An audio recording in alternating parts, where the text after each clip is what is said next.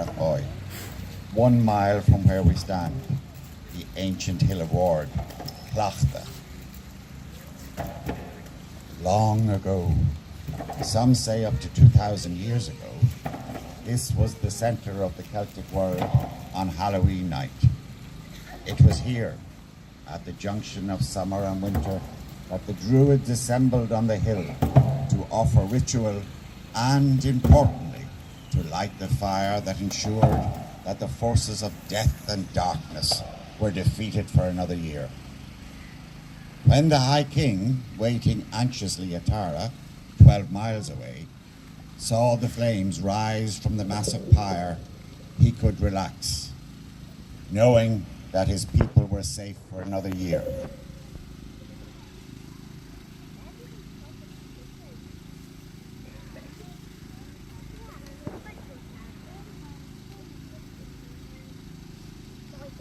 As dusk turned to night, the Druids assembled on the hill.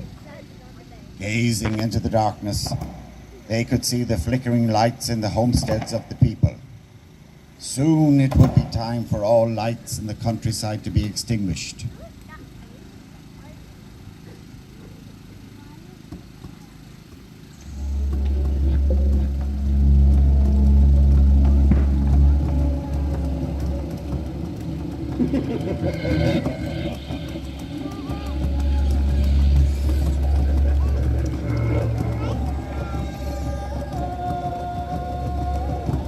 In the blackness, the gates of the other world were thrown open and chaos let loose on the earth.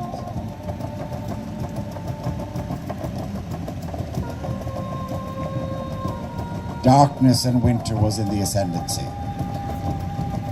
This was a dangerous time when the dead would walk the earth.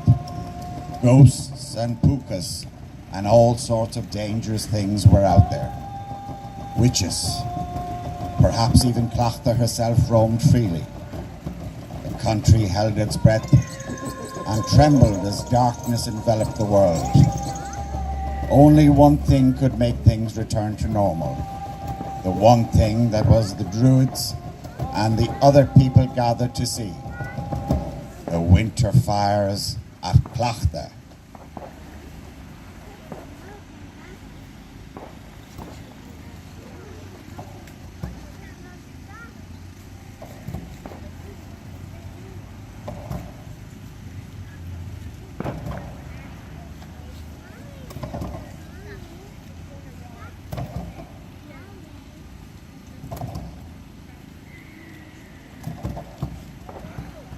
A massive pyre was piled with wood, and as the first flickers of the great fire took hold, a sigh of relief escaped the crowd.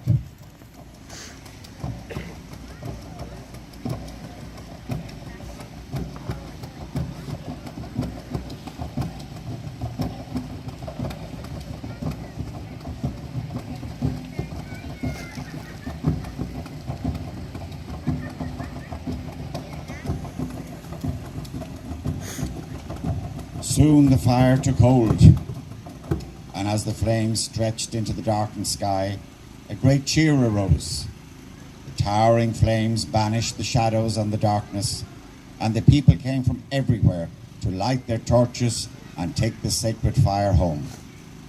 Every fire in the country was relit from the flames of the great winter fire of Clachta.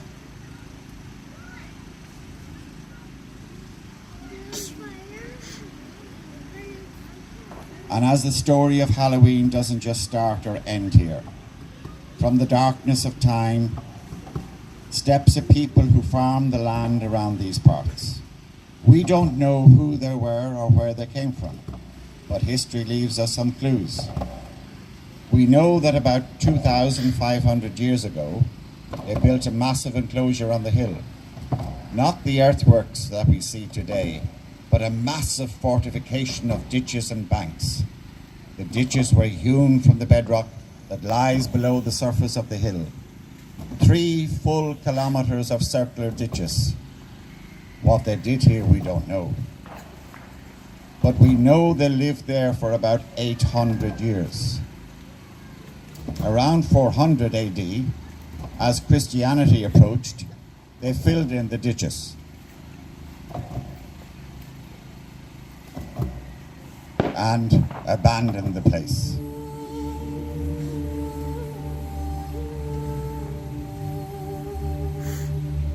Soon, a new people took up residence.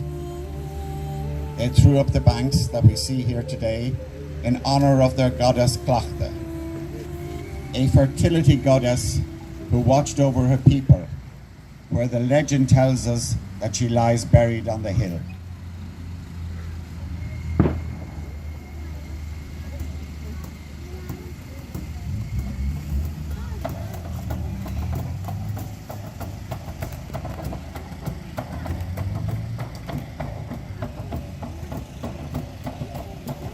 The building of the new fort was an act of defiance by the old religion towards the new. We know that in the field to the east of Clachta was a Christian settlement based around the ruins of the old church. It seems that the Christian and pagans lived side by side in uncomfortable closeness. We know that it was uneasy because early Christian literature regarded Clachta as a great deadly rival. They told stories about her that placed her in the company of the greatest heathens. Her father, they say, McGrew, was a friend of the great biblical villain Simon Magus, the magician from the Acts of the Apostles, who challenged no less a figure than Christ himself. He lost. The monks who wrote the old stories even go so far as to say that it was McGrew who beheaded John the Baptist.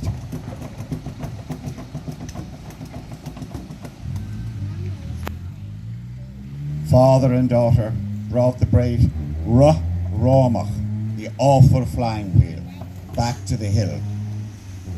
And it is foretold that this terrible instrument will pass over the land and carry off all who gave allegiance to McGrew.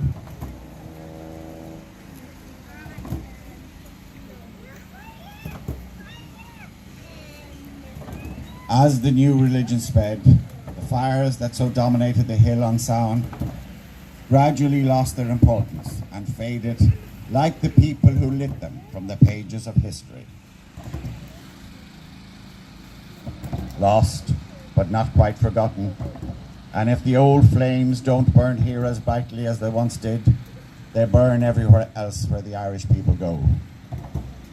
And in the games and frights that take place on Halloween night are the dimly remembered ceremonies that took place on our hill all those years ago.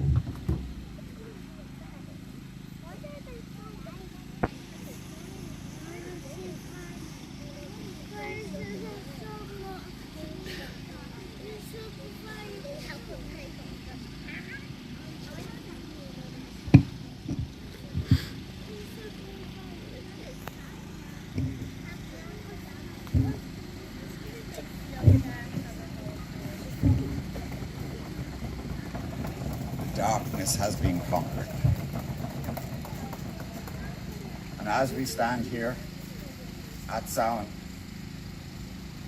we pause to remember the terror that the winter held for our ancestors all those years ago. The fire is lit and will remain lit as we go about our business.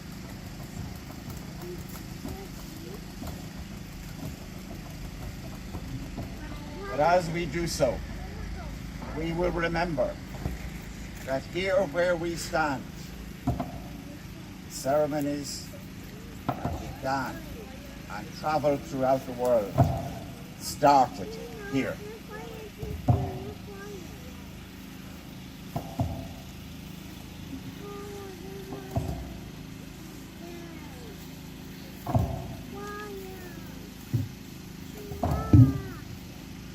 A fitting tribute to Clachta and her forgotten people.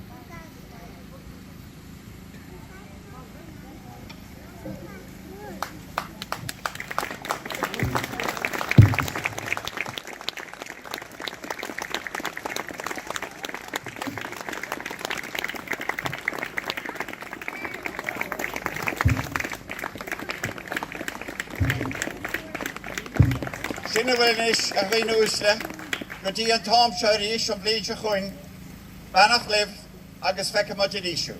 Gá míle maithagad.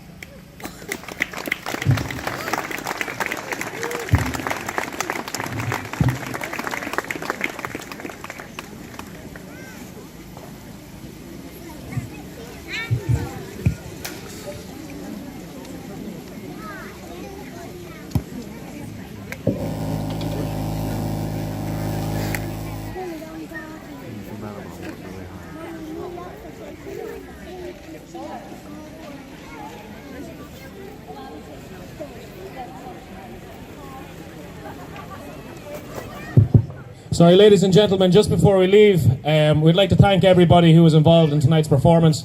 Obviously, the performers themselves, I think they require another big round of applause. Were fantastic. It was very, very emotional and very well done. I thought it was fantastic. Obviously, we'd like to thank for today's overall event, Meath County Council, Meath Arts, Meath Heritage, Boyne Valley Tourism, LMFM, but most importantly, we'd like to thank yourselves for coming out and making the day such a good day. And that it was, and we hope that this will be the start of something going forward. This is the first pebble in the pond, we'll call it. And of course, we must big round of applause for our drummers. They were very good today. Sorry, they're hiding behind a tree there. So, again, thank you very much. I hope you enjoyed the performance. And we'll see you back here again this day next year, hopefully. Mind yourselves, take care, safe home.